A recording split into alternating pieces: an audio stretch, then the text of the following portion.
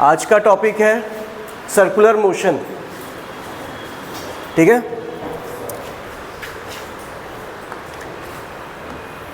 आसपास में देख रहे होगे कि मैक्सिमम चीज़ें गोल घूम रही हैं। पंखा घूम रहा है, पृथ्वी जो है सन के चारों ओर घूम रही है, पृथ्वी जो है अपने एक्सिस में घूम रहा है।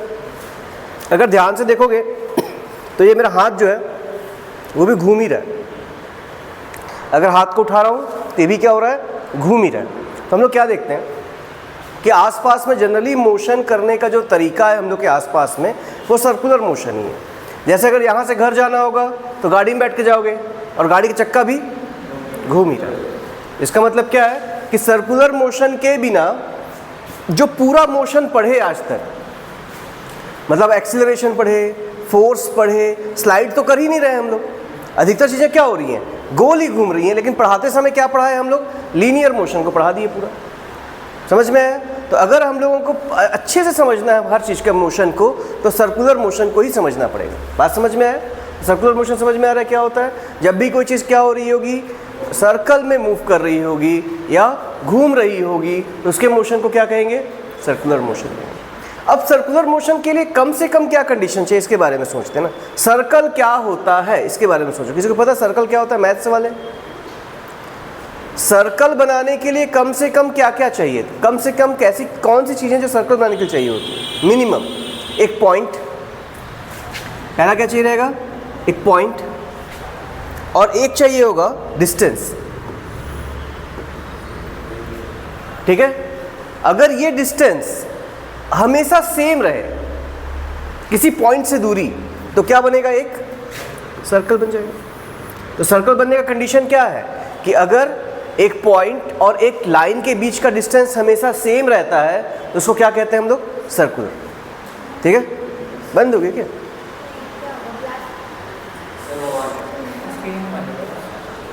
ठीक है, सर्कुलर मोशन क्या होगा बताना। कब बोलेंगे सर्कुलर मोशन हुआ है कि जब एक पॉइंट दिया हो और एक लाइन दी हुई हो और लाइन की लंबाई क्या हो, हमेशा फिक्स हो। ऐसे मोशन को क्या कहते हैं हम लोग, सर्कुलर मोशन।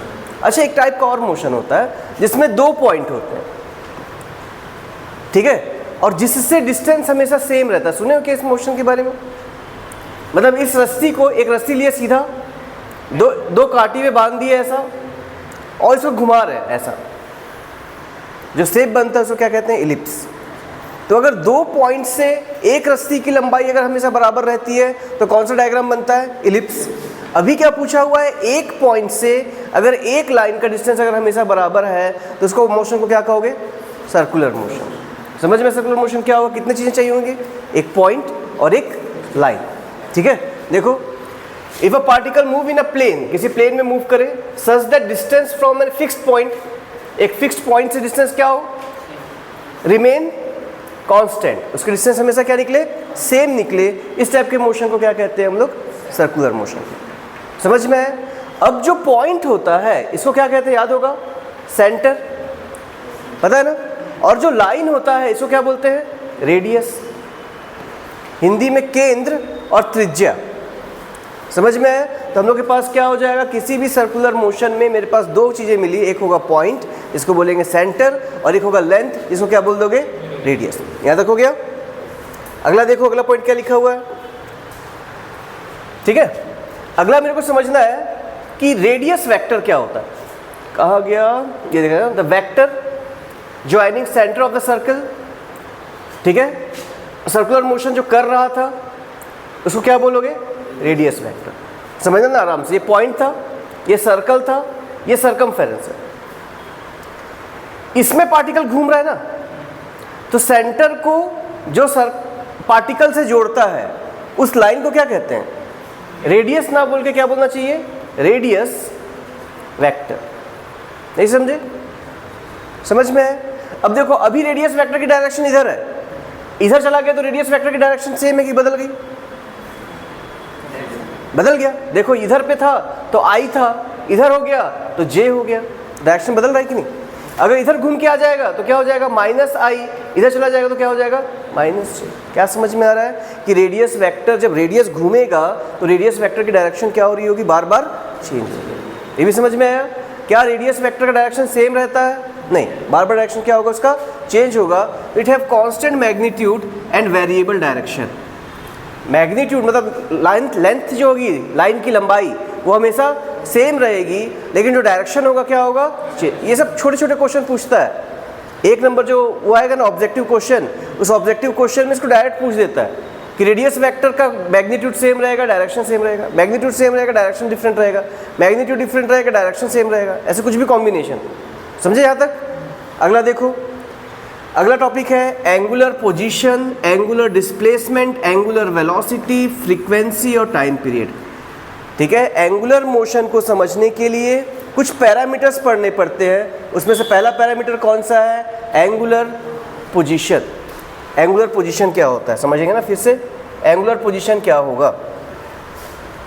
याद है कौन सा मोशन पढ़ रहे हो, सर्कुलर मोशन। तो एक सर्कल होगा, एक सेंटर होगा, याद याद हुआ।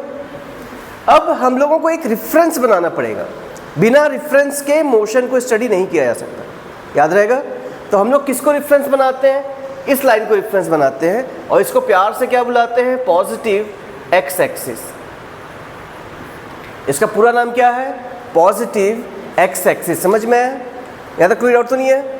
किसी भी मोशन को डिफाइन करने के लिए रिफरेंस बनाने की जरूरत पड़ती है। यहाँ पर रिफरेंस किसको बनाते हैं, इस पॉजिटिव एक्स एक्सिस को बनाते हैं। क्लियर है? अब यहाँ से कोई पार्टिकल घूम करके यहाँ पहुँच गया, 30 डिग्री घूमा था। कितना घूमा है, 30 डिग्री।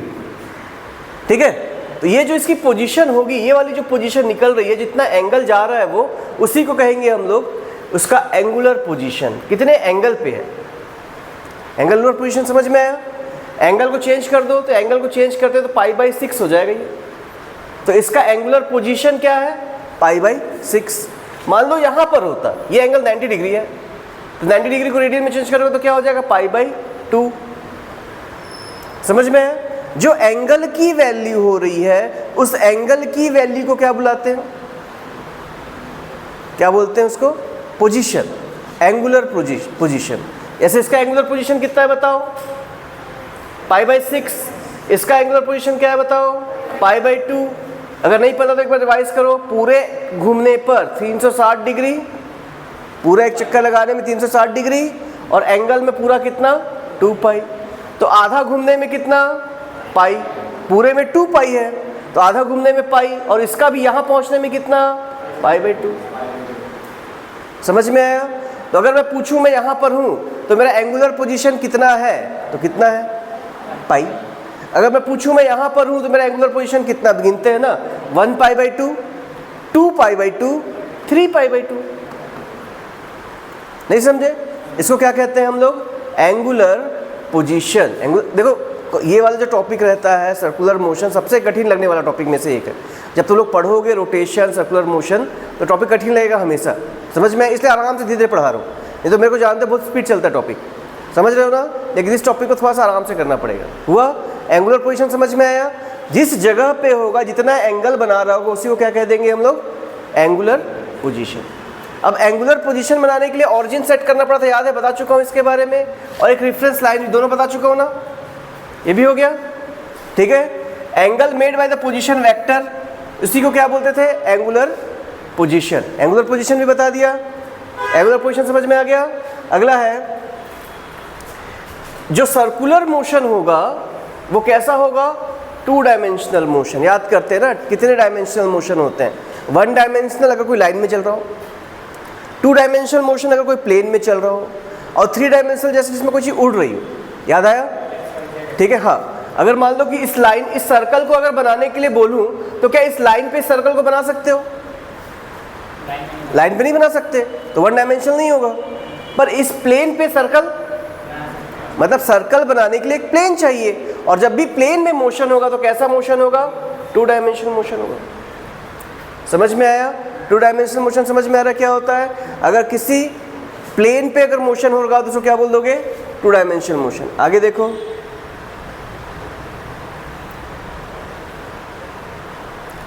एंगुलर पोजीशन का एसआई यूनिट क्या होगा। ठीक है, पोजीशन का एस और एंगुलर डिस्प्लेसमेंट का भी एसआई यूनिट सेम होता है। किससे रिप्रेजेंट करते हैं, एसआई यूनिट क्या होता है दोनों का, रेडियन। क्या यूनिट हो जाएगा, रेडियन। रेडियन क्या होता है, याद है किसी को? मैथ्स वाले एंगल का डेफिनेशन, मैथ्स वाले एंगल का डेफिनेशन क्या होता है? एंगल, एंगल अगर थीटा है तो इसका डेफिनेशन क्या होता है? हाँ वैसे ही कुछ होगा, लेंथ बाई आर। और लेंथ किसका? Length of arc. डेफिनेशन लिख लो, length of arc upon radius. ये एंगल का डेफिनेशन होता है। थोड़ा बहुत समझ में एंगल क्या होता है? बता चुके हैं पहले, पढ़ चुके हो, फिर से एक बार रिवाइज करो कि एंगल क्या होता है। एंगल क्या होता है? Length of arc upon radius. Angle का डेफिनेशन क्या होगा? Length of arc upon radius. इससे पहले एंगल को डिग्री में लिखते थे, इस पूरे चैप्टर में एंगल को रेडियन में लिखेंगे। डिग्री का बात नहीं होना चाहिए। एंगल किस में लिखा हुआ होगा? रेडियन में। ठीक है, एंगल किस में रिप्रेजेंट करेंगे? रेडियन में। तो डिग्री से रेडियन और रेडियन से डिग्री कन्वर्ट करते बनना चाहिए। एक बार फिर से रिवाइज करेंगे, डिग्री से रेडियन और रेडियन से डिग्री कैसे कन्वर्ट करेंगे। ठीक है, स्टार्ट करें। क्वेश्चन क्या है? डिग्री से रेडियन बदलना है और रेडियन से डिग्री बदलना है। 2-4 क्वेश्चन करेंगे बस, ज़्यादा नहीं बनाएंगे इसका। ठीक है,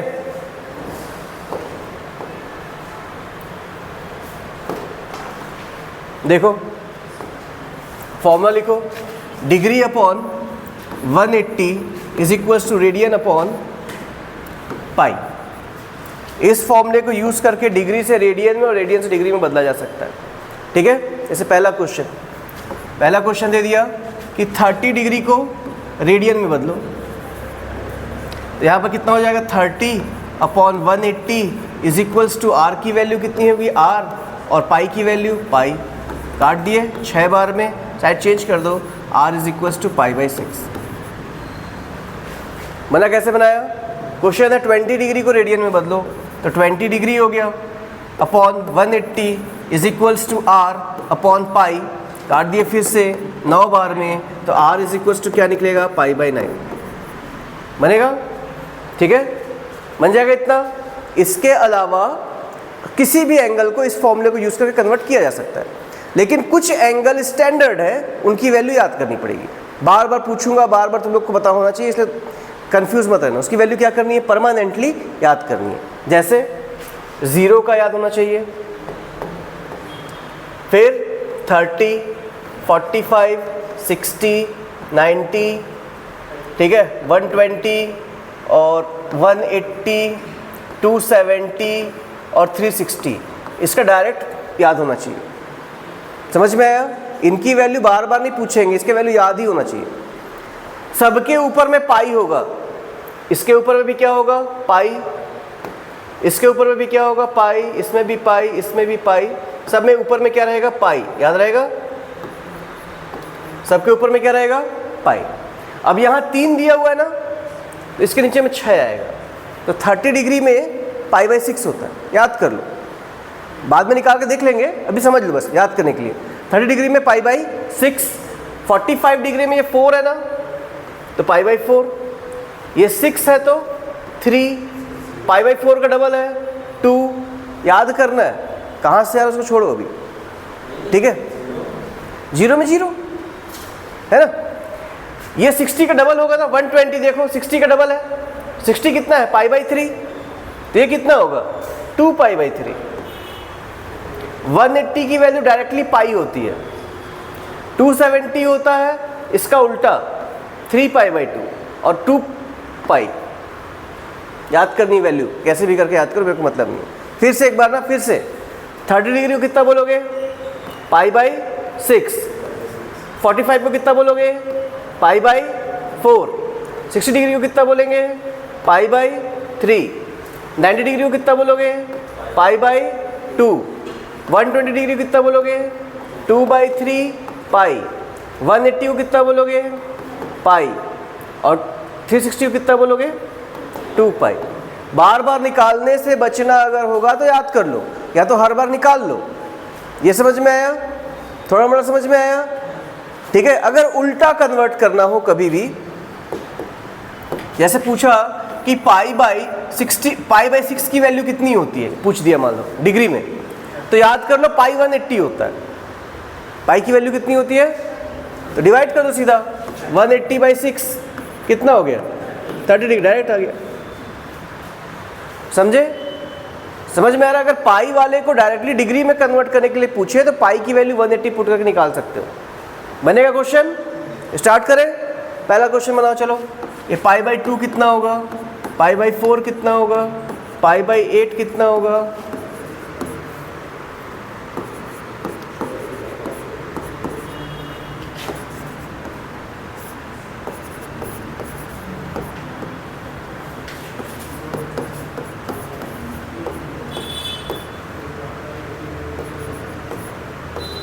चलो ट्राई करो, जल्दी जल्दी बनाओगे, टाइम बर्बाद किए बिना।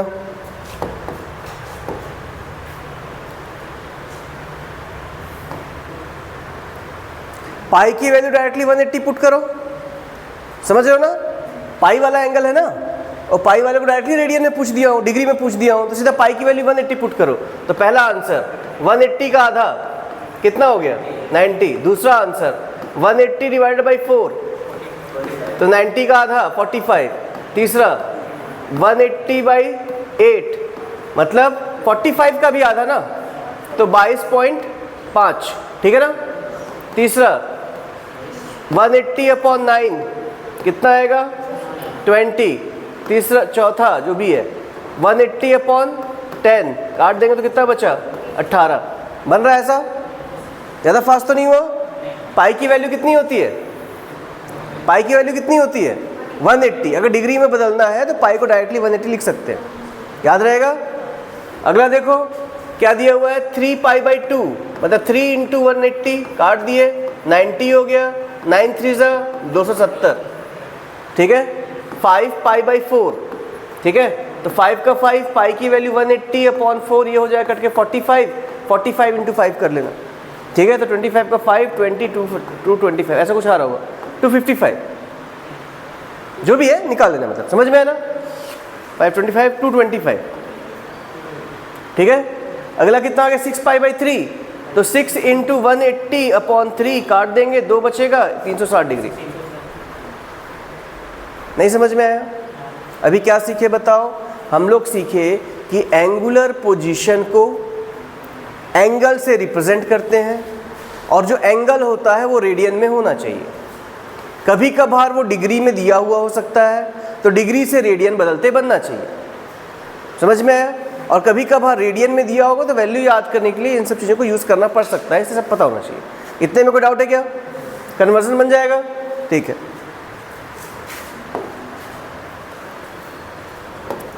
अगला टॉपिक लिखो, एंगुलर डिस्प्लेसमेंट। एंगुलर डिस्प्लेसमेंट क्या होता होगा बताओ? एंगुलर डिस्प्लेसमेंट खुद से बताओ। एंगुलर पोजीशन निकाल लिए, पोजीशन के बाद डिस्प्लेसमेंट पढ़ते हैं ना हमेशा, तो डिस्प्लेसमेंट क्या होता है?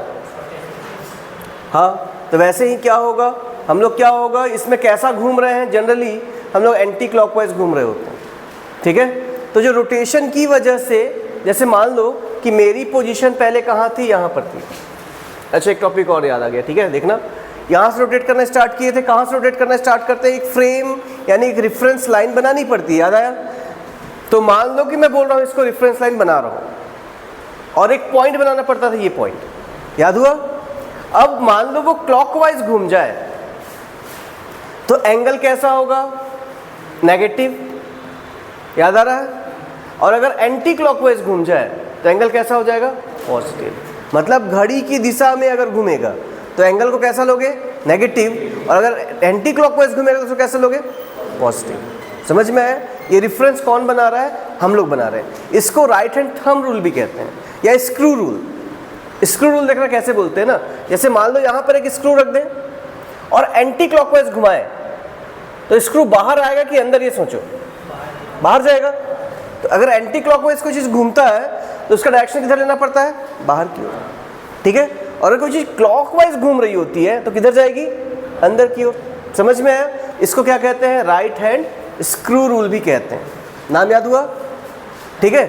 अब ये जो वेक्टर देखा ना, समझना ना, अगर कोई चीज़ आगे जा रहा है तो वेक्टर का डायरेक्शन उस साइड होगा, ऐसा होता है ना जनरली, समझ रहे हो।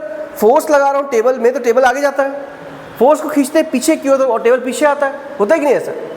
मतलब फोर्स जो होता है वो लीनियर है, वो सेम डायरेक्शन पे लगता है। अब इसमें क्या हो रहा है, वेक्टर जब भी गोल घूम रहा होता है, कोई भी चीज क्या हो रहा है, गोल घूम रहा होता है, तो एक नया टाइप का वेक्टर बनता है जो इस प्लेन के परपेंडिकुलर होता है। अभी देखो वैसे ही हो रहा है, या तो वो अंदर की ओर आ रहा है या तो बाहर की ओर। घूम तो ऐसा रहा है ना, पर डायरेक्शन कैसा निकल रहा है, या तो अंदर की ओर या तो बाहर की ओर। ऐसे वेक्टर को एक्सियल वेक्टर कहते हैं। क्या बोलते हैं ऐसे वेक्टर को? Axial vector. समझ में आया? इससे पहले जो टॉपिक पढ़े हो वेक्टर का, उसमें चीज़ें गोल नहीं घूम रही थी, उसमें गोल घूमने का इफेक्ट नहीं होता था। यहाँ पर कैसा ध्रुवी वेक्टर ना, हिंदी में क्या बोलेंगे इसको? ध्रुवी वेक्टर। ठीक नहीं, ध्रुवी नहीं, भूल गए हिंदी याद नहीं क्या बोलते, ढूंढ लेना। ठीक है, समझ में आया? इसको क्या बोलते हैं? Axial vector. तो ये कैसा वेक्टर होगा बताओ? जो एंगल वाला वेक्टर होगा वो कैसा होगा? एक्सियल वेक्टर होगा। ठीक है, समझ में आया? अब देखो कुछ वैल्यूज दी हुई हैं, कुछ प्रॉपर्टीज दी हुई हैं। तो पहला हो जाएगा कि अगर क्लॉकवाइज घूमेगा तो कैसा लोगे? पॉजिटिव कि नेगेटिव? फिर से नेगेटिव। कैसे पैदा करते हैं? स्क्रू लगा लेते हैं, स्क्रू को घुमा के देखते हैं। अगर क्लॉकवाइज घूमने पे अगर बाहर आ रहा होगा तो बाहर की ओर, अगर क्लॉकवाइज घुमाने पे अंदर जा रहा होगा तो अंदर की ओर। समझ में है? बाकी हैंड रूल से भी निकालो, कॉमन याद कर लो ना भाई, उतना चीज़ तो है नहीं। एंटी क्लॉकवाइज घूमेगा तो बाहर और क्लॉकवाइज घूमेगा तो अंदर, खत्म। ठीक है, तो clockwise angular displacement is taken negative और एंटी क्लॉकवाइज को क्या लेते हैं? पॉजिटिव। अब ये कैसे वेक्टर है? अभी थोड़ी देर पहले इनका नाम बताया था, बताओ कैसे वेक्टर है? Axial vector. ठीक है, एक्सियल होने का मतलब क्या होता है कि एंगुलर डिस्प्लेसमेंट जो होगा इस परपेंडिकुलर टू प्लेन। याद है सर्कल बनाया ऐसा, ठीक है, पर वेक्टर का डायरेक्शन ऐसा नहीं है। वेक्टर का डायरेक्शन कैसा है? या तो अंदर की ओर या तो बाहर की ओर। तो प्लेन के परपेंडिकुलर। अगली वाली प्रॉपर्टी समझ में आ रही है? तो एंगुलर डिस्प्लेसमेंट का डायरेक्शन कैसा होता है? हमेशा परपेंडिकुलर टू द प्लेन। ये समझ में आया? ये समझ में आया? अब समझना, एकदम आराम से समझना, यहीं पर कॉन्सेप्चुअल प्रॉब्लम है, तो जो भी पढ़ेंगे भी। एंगल जो है वो स्केलर है या वेक्टर? अब प्रॉब्लम ये है, समझ में आ रहा है ना? एंगल को स्केलर माने या वेक्टर माने, अब ये प्रॉब्लम हो गई। इसको समझना अच्छे से, टॉपिक समझ में आ रहा है ना? अभी तक क्या पढ़ रहे थे? Angular displacement. डिस्प्लेसमेंट तो वेक्टर को बोलते हो, है ना? कोणीय विस्थापन, विस्थापन तो सदिश होता है। ठीक है, तो यहाँ पर डिस्प्लेसमेंट बार बार बोल रहे हैं, मतलब ये कैसा क्वांटिटी होना चाहिए? सदिश होना चाहिए था। अब ये सदिश है कि अदिश है सोचना है। समझ में आ रहा है ना? कैसे बताते हो कि कोई चीज़ वेक्टर है कि स्केलर है? कौन बताएगा? ये रोहित बताएगा। कोई भी चीज़ स्केलर है कि वेक्टर कैसे बताते हो? तो देख के बता देते हो मैग्नीट्यूड डायरेक्शन को कि पॉजिटिव है कि नेगेटिव है, कैसे बताते हो? जोड़ के, है ना? समझना ना? 2 और 2 कितना होता है? नहीं, 4 नहीं होता, कुछ भी हो सकता है। याद है? बताया पहले भी ना, 2 और 2 कितना होता है? कुछ भी हो सकता है। अगर स्केलर है तो 2 और 2 4 होगा, पर अगर वेक्टर है तो 2 और 2 कुछ भी हो सकता है। समझ में आया? तो जो वेक्टर के लॉ को फॉलो करता है जोड़ते और घटाते समय, उसको वेक्टर बोलेंगे, और जो वेक्टर के लॉ को फॉलो नहीं करता उसको स्केलर बोलेंगे। याद रहेगा? जैसे करंट, करंट जो होता है प्लस से माइनस की ओर जाता है हमेशा। ठीक है, डायरेक्शन है कि नहीं उसका? है। ठीक है, पर वेक्टर के लॉ को फॉलो नहीं करते, इसलिए उसको स्केलर मानना पड़ता है। जो धारा होती है, विद्युत धारा की दिशा निश्चित होती है। दिशा है मतलब डायरेक्शन है, मैग्नीट्यूड भी है। इसका डायरेक्शन और मैग्नीट्यूड दोनों उसको क्या बोलते हैं? वेक्टर। लेकिन वो क्या है? स्केलर। क्यों? क्योंकि वेक्टर के लॉ को नहीं फॉलो करता होगा। समझ में आया? फिर से टॉपिक क्या पढ़ रहे थे? एंगल जो ट्रेवल कर रहा था, एंगुलर डिस्प्लेसमेंट जो है वो स्केलर है या वेक्टर है? डेफिनेशन देखा ना? अगर स्मॉल एंगल होगा तो उसको वेक्टर मानते हैं। अगर थीटा की वैल्यू कैसी है? बहुत स्मॉल है, छोटी है, तो उसको क्या मानना पड़ेगा? वेक्टर। ठीक है, और but large angular displacement is not a vector quantity. अंतर समझ में आ रहा ना? ये सारे कॉन्सेप्चुअल क्वेश्चन होंगे, कंफ्यूज करने के लिए देगा। कॉन्सेप्ट समझे रहोगे तो बनेगा। बात समझ में आया? क्या बताओ कि अगर छोटा एंगल है तो उसको क्या मानेंगे? वेक्टर। और अगर मान लो कोई बड़ा एंगल है तो उसको वेक्टर नहीं मान सकते। खत्म हो गई कहानी यहाँ पर। समझ में आया? अब क्यों किसी भी चीज़ को वेक्टर मानने और नहीं मानने का क्या जुगाड़ बताया हूँ? लॉ ऑफ वेक्टर को देखना पड़ेगा, because it does not follow commutative law of vector addition. मतलब कौन फॉलो नहीं करता होगा? बड़े वाले एंगल जो होते हैं वो कम्यूटेटिव लॉ को फॉलो नहीं करते। ठीक है, समझ में आया? कम्यूटेटिव लॉ जानते हो क्या होता है मैथ्स वाले? कम्यूटेटिव जानते हो क्या होता है? कम्यूटेटिव, ठीक है, जैसे समझना ना, कम्युनिकेशन मतलब क्या होता है? बात करना। अभी मैं बात कर रहा हूं, तुम लोग बात कर रहे हो क्या? ये कम्युनिकेशन नहीं है। कम्युनिकेशन मतलब क्या होना चाहिए? दोनों बात करो। ठीक है, तो कम्यूटेटिव मतलब क्या होता है कि ए बी से संबंधित हो और बी ए से संबंधित हो, दोनों, तो बोलते हैं कम्यूट कर रहा है। समझ में थोड़ा मोड़ा? जैसे 2 + 3 करो या 3 + 2 करो, कम्यूट कर रहा है कि नहीं? कर रहा है। 2 × 3 करो और 3 × 2 करो, कम्यूट कर रहा है कि नहीं? कर रहा है। लेकिन जब इस वेक्टर की बात करोगे तो वेक्टर का क्रॉस प्रोडक्ट जब अभी पढ़ेंगे आगे जैसे जैसे, तो ए बी ए के बराबर नहीं आएगा। ठीक है, अगर नहीं आएगा इसका मतलब कैसा है? वो स्केलर है, कम्यूटेटिव प्रॉपर्टी को फॉलो नहीं करता। समझ में आ जो बताया? इसमें क्या समझ में आ रहा है कि ये बड़े एंगल को वेक्टर नहीं मानते। क्यों? क्योंकि वो कम्यूटेटिव लॉ को फॉलो नहीं करता। ज़्यादा डिटेल में नहीं जाएंगे, समझ में आ गया होगा तो छोड़ देंगे। ठीक है, आगे देखो, अगर एक पूरे चक्कर की बात करें, किसकी बात करें? एक पूरे चक्कर की बात करें तो कितना एंगल ट्रेवल करेगा? चलो बताओ। ठीक है, एक ऑब्जेक्ट है, पूरा सर्कुलर मोशन किया है। गौरव, एक पूरे सर्कल में कितना एंगल होता है? पूरे सर्कल में कितना एंगल होता है? हाँ, कोई तो बोलो मैथ्स वाले। 360? नहीं, 360 नहीं होता है, 2 पाई होता है। याद है ना? पहले बताया हो ना, इस पूरे टॉपिक में एंगल जो है डिग्री में बताना ही नहीं है, 360 डिग्री नहीं होगा। आंसर क्या बताओगे? 2 पाई रेडियन। याद रहेगा? तो क्या आंसर देखो, एक कंप्लीट रिवॉल्यूशन में कितना एंगल होता है? 2 पाई रेडियन। समझ में आया? समझ में आया? हिंदी मीडियम वाले समझ जा रहे हो ना? एक चक्कर लगाएगा तो 2 पाई, एक चक्कर और लगाएगा तो 4 पाई, एक चक्कर और लगाएगा तो 6 पाई। 2 का पहाड़ा पड़ना है, 2 दूनी तो 4 पाई, 2 तिया तो 6 पाई, 2 पंचे तो 10 पाई। समझ में है? समझ में है? नंबर ऑफ रिवॉल्यूशन दिया हो तो डिस्प्लेसमेंट निकाल सकते हो। नंबर ऑफ रिवॉल्यूशन दिया हो तो डिस्प्लेसमेंट निकाल सकते हैं। मान लो, मैं बोला एक समझना टॉपिक है कि मान लो कि 5 रिवॉल्यूशन कर रहा है। कितने रिवॉल्यूशन कर रहा है? 5 रिवॉल्यूशन कर रहा है। तो क्वेश्चन है कि इसका एंगुलर डिस्प्लेसमेंट कितना होगा? चलो बनाओ। 5 रिवॉल्यूशन लिख लो कॉपी में, क्योंकि अगर लिख रहे होगे तो वहाँ पे क्वेश्चन हो जाएगा इसी का। 5 रिवॉल्यूशन अगर कर रहा हो तो कितना एंगुलर डिस्प्लेसमेंट होगा? तो एंगुलर डिस्प्लेसमेंट बेटा किस में नापते हो? रेडियन में नापते हैं, मीटर में थोड़ी नापेगा उसको। डिस्प्लेसमेंट नहीं पूछ रहा हूँ, एंगुलर डिस्प्लेसमेंट ना। तो एक चक्कर में 2 पाई, तो 5 चक्कर में 2 पंचे 10 पाई। बताया तो 2 का पहाड़ा पड़ना है। नहीं समझे? एक क्वेश्चन लिख लो ताकि थोड़ा सा ध्यान रहे।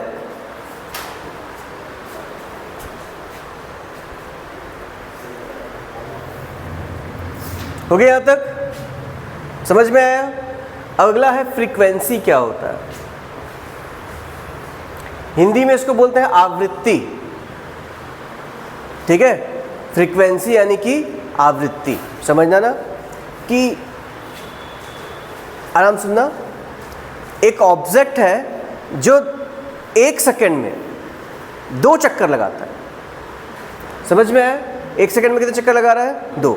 और एक और ऑब्जेक्ट है जो 1 सेकंड में 10 चक्कर लगाता है। क्वेश्चन समझ में आया ना?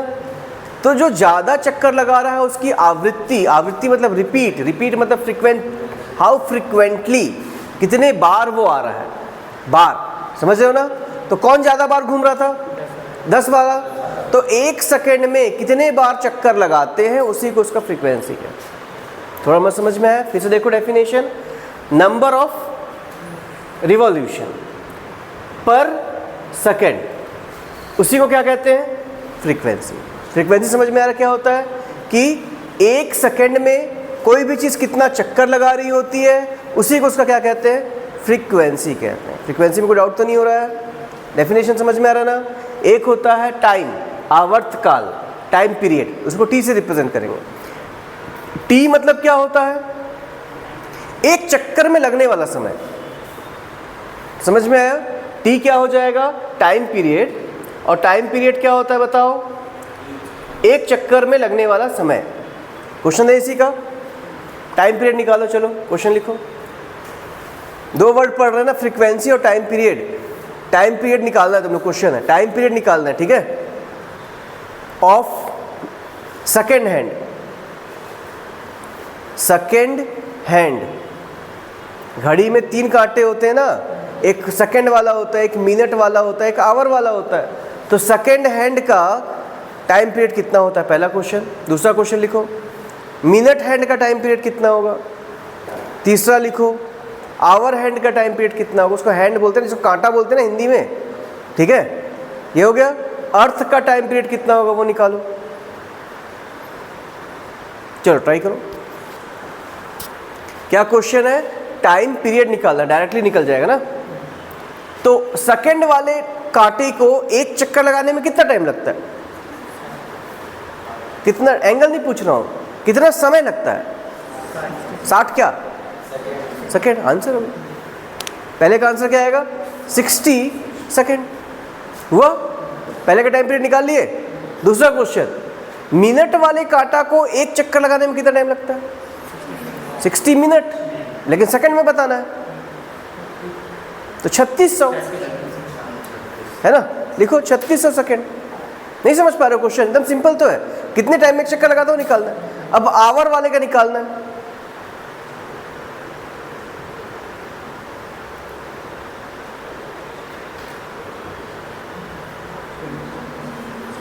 कुछ गलत कर दिए क्या? 60 सेकंड कैसे होगा? नहीं ठीक तो है, ठीक है। नहीं, पहला वाला 60 सेकंड, दूसरा वाला 3600, 3600 है ना। 1 घंटे हो गए यहाँ तक।